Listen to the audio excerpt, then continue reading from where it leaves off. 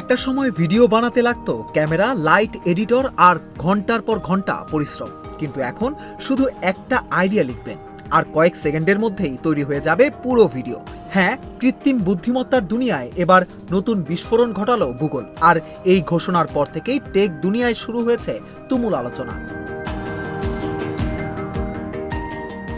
মঞ্চটা ছিল যুক্তরাষ্ট্রের ক্যালিফোর্নিয়ার মাউন্টেন ভিউ, গুগলের সবচেয়ে বড় প্রযুক্তি সম্মেলন গুগল I/O। সেখানেই গুগলের প্রধান নির্বাহী সুন্দর পিচাই একের পর এক ঘোষণা দিয়ে যেন বুঝিয়ে দিলেন ওপেন এআই, অ্যানথ্রপিক কিংবা অন্য প্রতিদ্বন্দ্বীদের সঙ্গে এআই যুদ্ধে এবার বড় চাল দিতে প্রস্তুত গুগল। সবচেয়ে বেশি আলোচনায় এসেছে নতুন জেমিনি 3.5 ফ্ল্যাশ। গুগলের দাবি এটি আগের যে কোনো সংস্করণের চেয়ে দ্রুত, কম খরচের এবং অনেক বেশি স্মার্ট। সুন্দর পিচাইয়ের ভাষায় একই ধরনের কাজ প্রতিদ্বন্দ্বীদের তুলনায় প্রায় অর্ধেক খরচে করা সম্ভব হবে। অর্থাৎ বড় বড় কোম্পানি যারা এআই এর পেছনে বছরে কোটি কোটি ডলার ব্যয় করছে, তাদের জন্য এটা হতে পারে বিশাল গেম চেঞ্জার।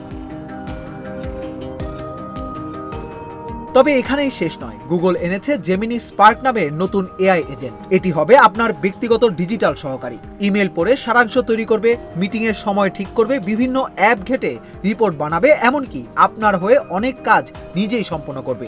আর ডক্স লাইভ ফিচারে এখন টাইপ করারও দরকার নেই, আপনি শুধু মুখে বলবেন আর এআই নিজে তৈরি করে ফেলবে পুরো ডকুমেন্ট।